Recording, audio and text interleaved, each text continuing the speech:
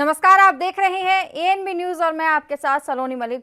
News at 12:30 में आपका स्वागत है। इस वक्त की बड़ी खबर आपको बता देते हैं बिहार से, जहां लॉकडाउन में तेजस्वी यादव का गोपालगंज मार्च उन्होंने किया। आरजेडी के काफिले को पुलिस ने रोका है और गोपालगंज में 3 लोगों की हत्या हुई थी, जिसके चलते पीड़ित परिवार से मिलना चाहते थे तेजस्वी यादव। इस वक्त की बड़ी खबर आपको बता रहे हैं बिहार से, जहां गोपालगंज में ट्रिपल मर्डर को लेकर बिहार में सरकार और राष्ट्रीय जनता दल आरजेडी में तकरार का माहौल दिख रहा है। जेडीयू के विधायक अमरेंद्र पांडे, आपको बता दें कि गिरफ्तारी की मांग को लेकर बिहार विधानसभा में अखिलेश झा संवाददाता हमारे साथ फोनलाइन पर जुड़ चुके हैं। अखिलेश झा, आपसे जानना चाहेंगे कि जो तेजस्वी यादव ने ट्रिपल मर्डर को लेकर जो मुलाकात करनी चाहिए उन लोगों से, और ऐसे में इनका बयान भी आया कि अपराधियों के लिए क्या लॉकडाउन नहीं है, ये सारा मामला क्या है और क्या और जानकारी निकल के सामने आ पा रही है? देखिए, ऐसा है, गोपालगंज में गैंग वॉर के कारण पिछले दिनों आधा दर्जन से ज्यादा हत्याएं हो चुकी हैं। हत्यारे हत्या करने के बाद प्रेस कॉन्फ्रेंस करते हैं, जुलूस निकाला जाता है, उनके लिए लॉकडाउन और सोशल डिस्टेंसिंग का कोई मामला नहीं रहता। सरकार का ध्यान उस ओर नहीं है।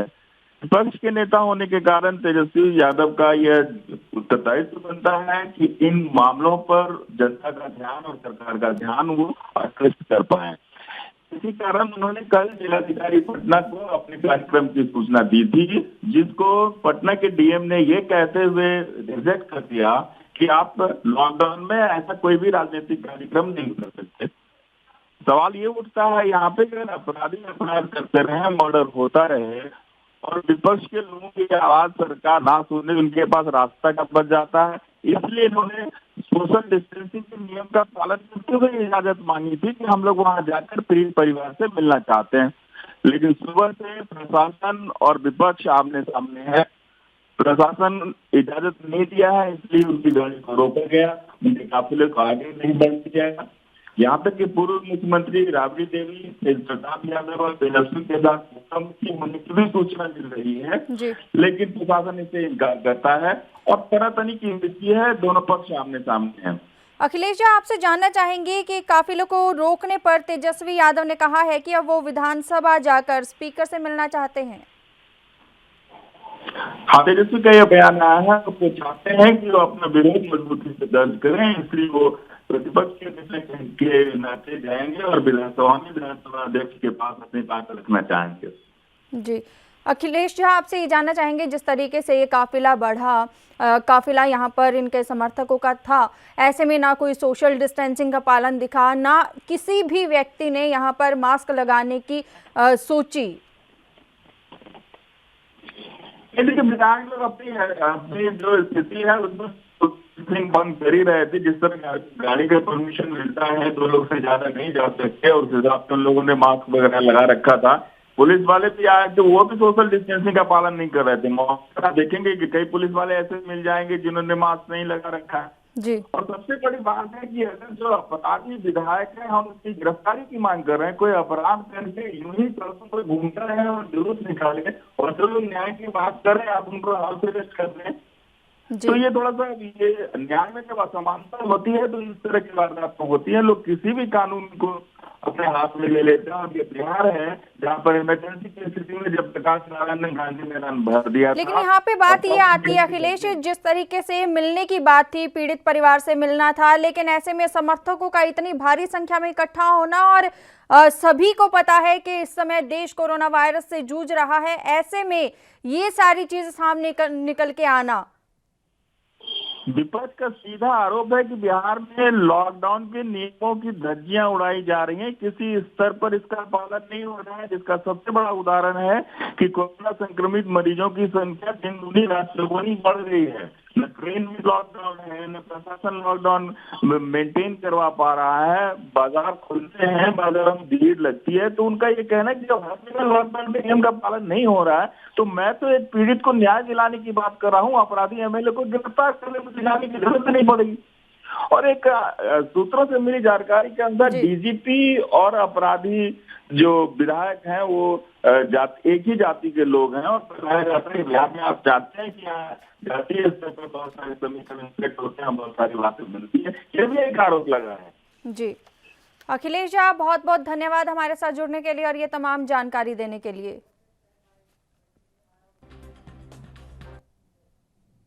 वहीं बीएसपी सुप्रीमो मायावती ने सरकार को घेरा है। अब मजदूरों को जीने के लिए न्याय चाहिए। एससी के फैसले का मायावती ने स्वागत किया है। मायावती की ओर से बोला गया है कि सरकार की नीयत की असली परीक्षा है।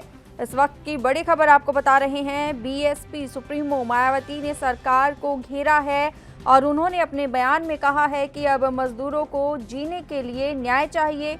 एससी के फैसले का भी स्वागत किया गया है।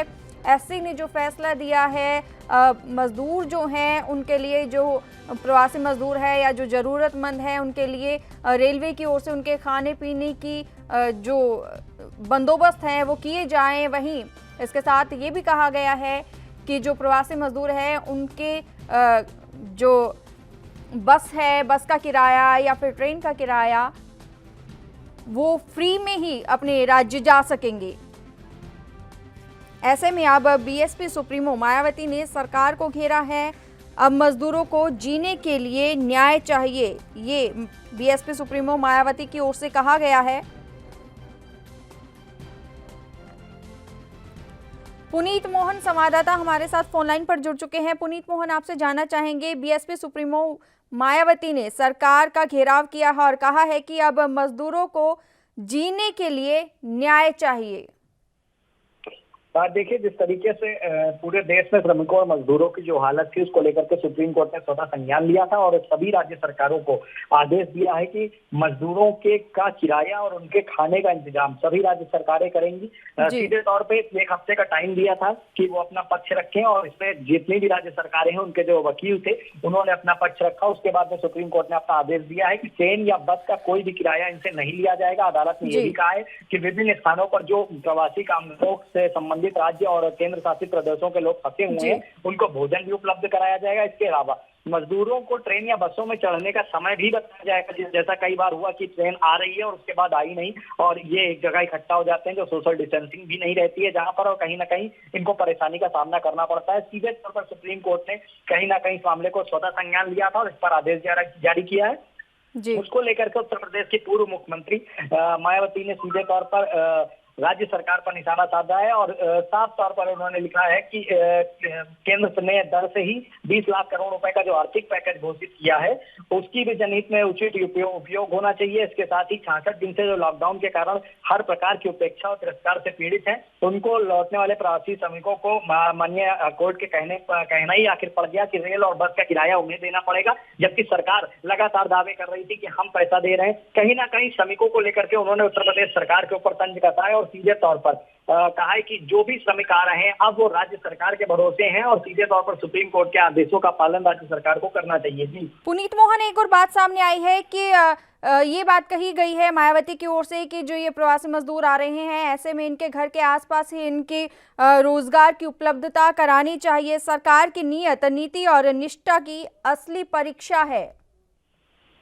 देखिए, बिल्कुल जिस तरीके से उन्होंने ट्वीट किया है कि लगभग 65 दिन बाद एक राहत भरी खबर आ रही है, किंतु खासकर यूपी में, क्योंकि वो उत्तर प्रदेश की मुख्यमंत्री रही हैं और सीधे तौर पर यूपी और बिहार से सबसे ज्यादा श्रमिक दूसरे राज्यों में गए थे। ऐसे में घर वापसी कर रहे इन बेसहारा लाखों प्रवासी श्रमिकों की रोजी रोटी के लिए एक बहुत बड़ी समस्या खड़ी हो गई। उसका समाधान केंद्र और राज्य सरकारों को करना अब इनका पहला कर्तव्य बनता है और इसके साथ ही इनके घर के आसपास ही स्थायी रोजगार उपलब्ध कराए अगर सरकार की नीयत साफ है। और सीधे तौर पर अब सरकार की नीयत, नीति और निष्ठा की असली परीक्षा होगी, क्योंकि अगर इनको रोजगार मिलेगा तो जाहिर सी बात है सामने आएगा, और अगर इनको रोजगार नहीं मिलेगा और श्रमिक वापस दूसरे राज्यों में जाते हैं काम करने के लिए तो कहीं ना कहीं सरकार की जो नीति है वो स्पष्ट नहीं थी और कहीं ना कहीं सरकार ने जितने वादे श्रमिकों से किए वो पूरे नहीं हो पाएंगे। जी इसी के साथ ही मायावती ने जो प्रधानमंत्री नरेंद्र मोदी की ओर से 20 लाख करोड़ रुपए का जो पैकेज दिया था उसको लेकर भी बयान दिया है।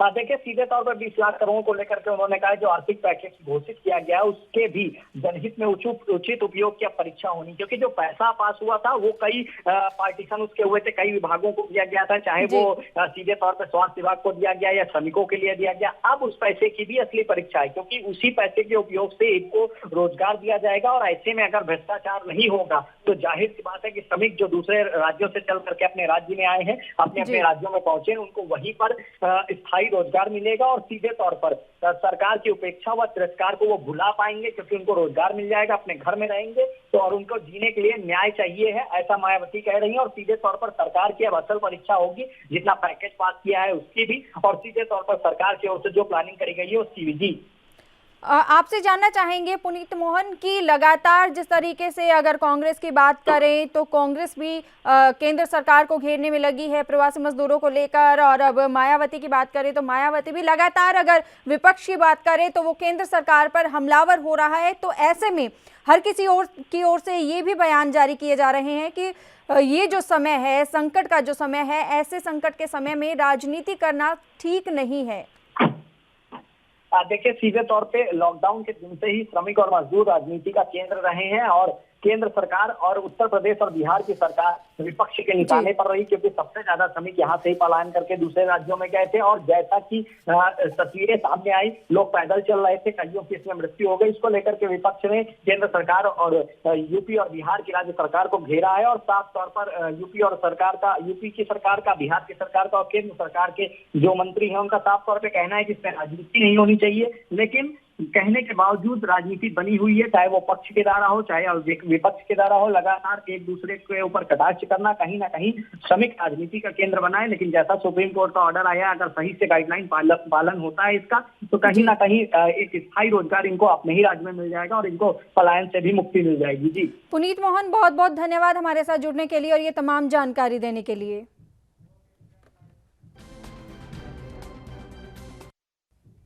कोरोना वायरस का कहर लगातार जारी है, आए दिन नए नए आंकड़े सामने आ रहे हैं। वहीं पश्चिम बंगाल के मंत्री सुजीत बोस कोरोना संक्रमित पाए गए हैं। सुजीत बोस की पत्नी को भी कोरोना हुआ है। घर में काम करने वाली महिला से संक्रमण फैला है।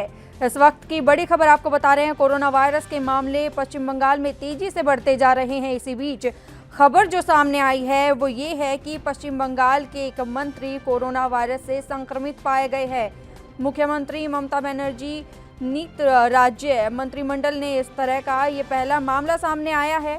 सरकार में सबसे ज़्यादा महत्वपूर्ण पद पर मौजूद, आपको बता दें कि ये जानकारी मिली है हमें, इसके चलते पंजाब के मंत्री सुजीत बोस कोरोना पाए गए हैं। सूत्रों के अनुसार ये खबर सामने आई है, सुजीत बोस की पत्नी को कोरोना हुआ है।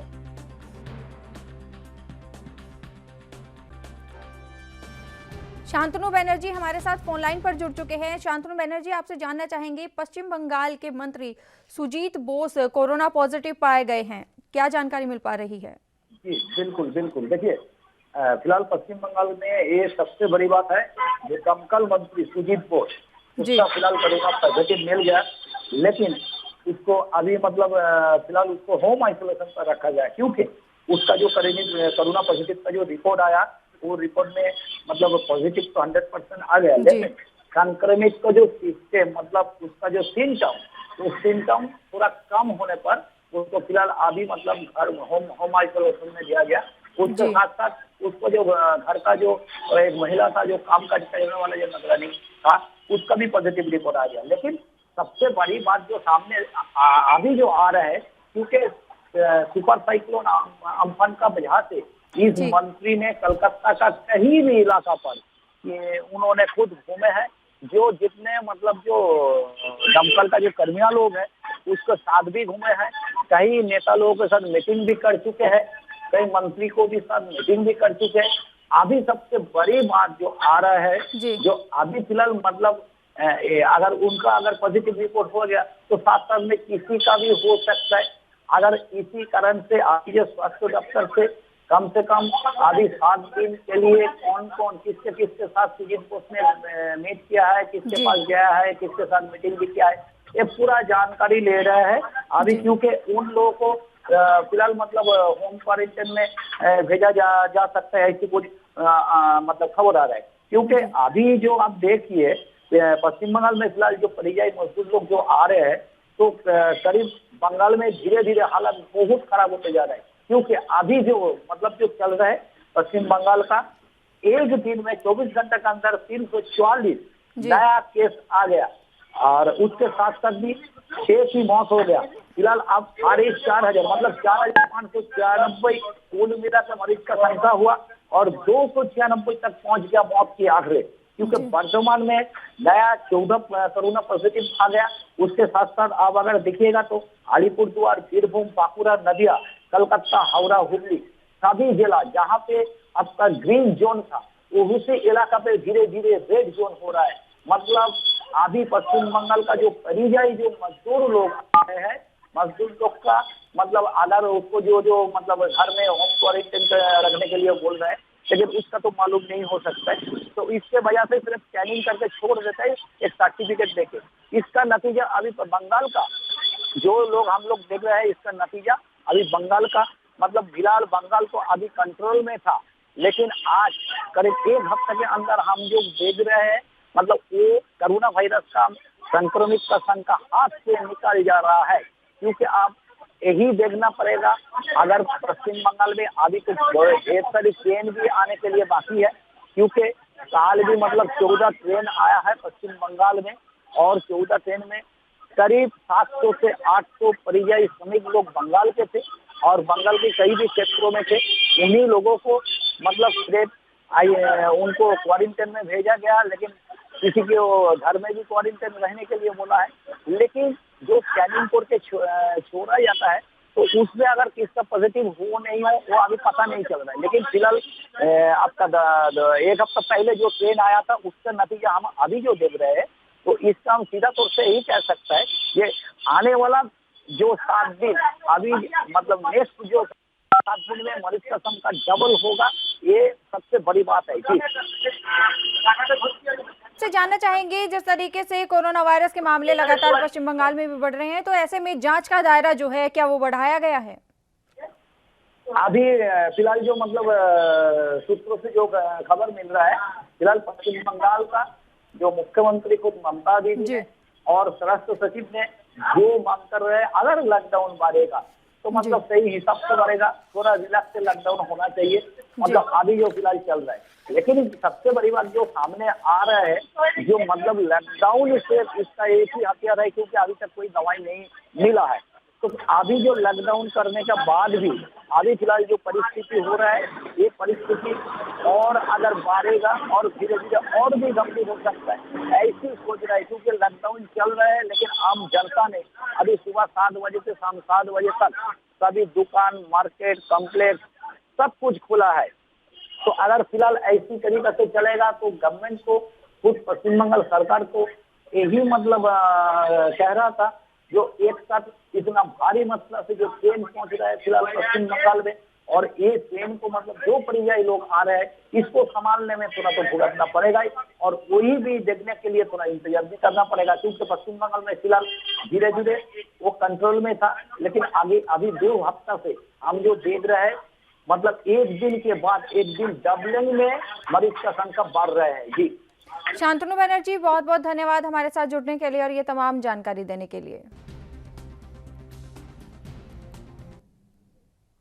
देश भर में कोरोना वायरस के मामले लगातार बढ़ते जा रहे हैं। अगर पिछले 24 घंटे की बात करें तो 24 घंटे में 7,466 नए केस सामने आए हैं। संक्रमण से 175 लोगों की मौत हुई है। वहीं राजस्थान में 91 नए केस सामने आए हैं। इस वक्त की बड़ी खबर आपको बता रहे हैं, देश भर में कोरोना वायरस का कहर लगातार जारी है। नए मामले जो है वो सामने आ रहे हैं, जो कि एक चिंता का विषय बना हुआ है। अगर 24 घंटे की बात करें तो 24 घंटे में 7,000 से ज़्यादा मामले सामने आए हैं। संक्रमण से 175 लोगों की मौत हो गई है। वहीं राजस्थान में 91 नए केस सामने आए हैं।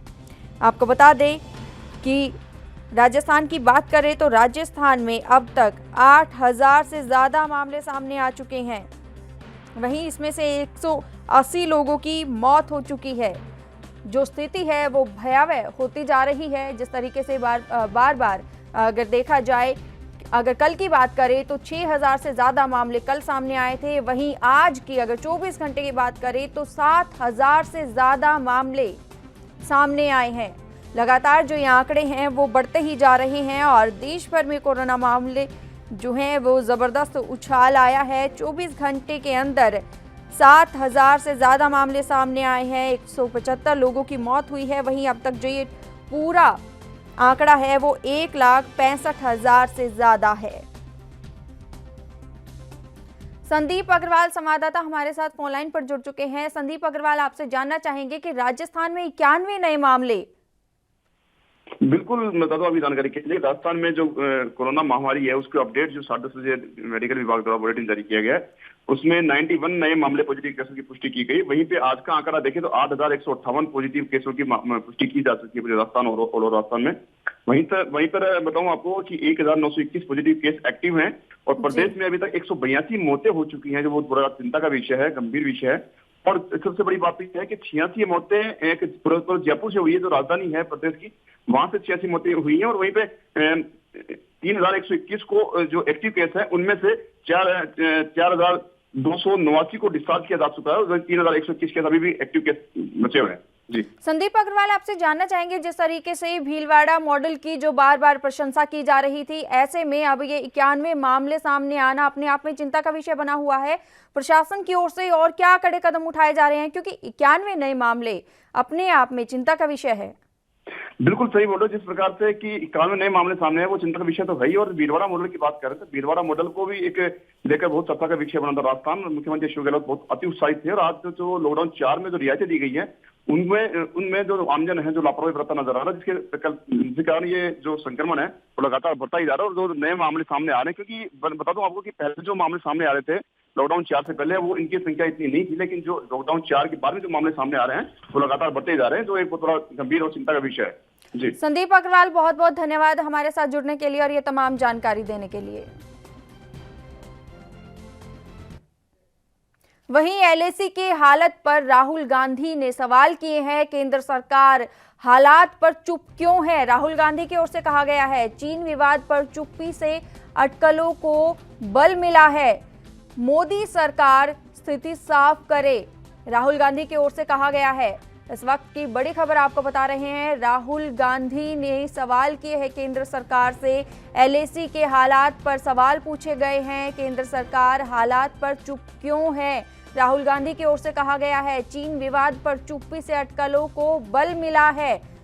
मोदी सरकार स्थिति साफ करे, राहुल गांधी की ओर से कहा गया है। जिस तरीके से लगातार कांग्रेस सरकार केंद्र सरकार पर हमलावर है, ऐसे में प्रवासी मजदूरों की बात करें, लॉकडाउन की बात करें, ये तमाम मुद्दे जो उठाए हुए हैं उसको लेकर अब जो राहुल गांधी ने एलएसी को लेकर भी सवाल किए हैं, केंद्र सरकार का घेराव किया है।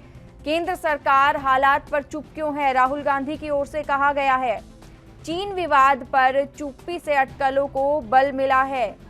मोदी सरकार स्थिति साफ करे, राहुल गांधी की ओर से कहा गया है। लगातार आपको बता दें कि चीन भारतीय सीमा पर जो तनातनी बढ़ रही है। सुधीर सलूजा संवाददाता हमारे साथ फोन लाइन पर जुड़ चुके हैं। सुधीर सलूजा, आपसे जानना चाहेंगे, राहुल गांधी का भारतीय और चीन सीमा पर जो तनातनी बढ़ रही है उसको लेकर बयान सामने आया है, केंद्र सरकार को घेरा गया है। एलएसी को लेकर राहुल गांधी ने एक बयान जारी किया और उन्होंने कहा है कि केंद्र सरकार एलएसी के हालात पर चुप क्यों है।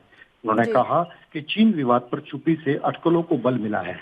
उन्होंने कहा कि मोदी सरकार स्थिति साफ क्यों नहीं करती है। अभी हाल ही में ट्रंप की तरफ से एक बयान आया था, उन्होंने कहा था कि हम मध्यस्थता करने को तैयार है। फिर उन्होंने कहा कि हम दोनों देश 1.4 अरब आबादी वाले हैं और दोनों की सेनाएं सक्षम हैं और भारत ने कहा कि हम अपने स्तर पर मसले की सुलझा लेंगे।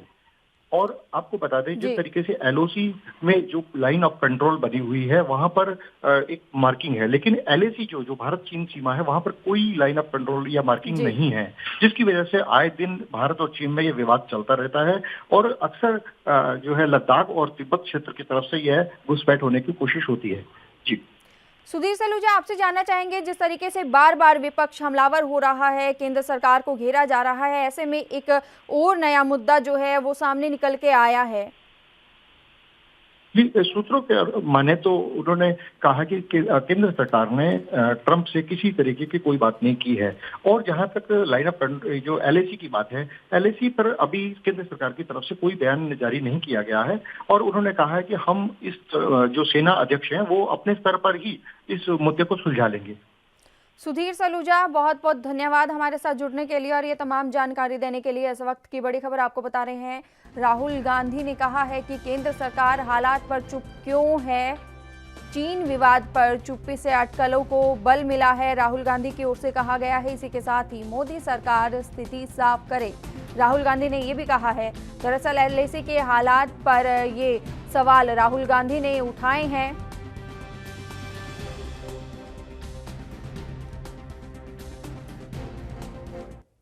न्यूज़ 12:30 में इतना ही। देश और दुनिया की तमाम खबरों के लिए बने रहिए एएनबी न्यूज़ के साथ। नमस्कार।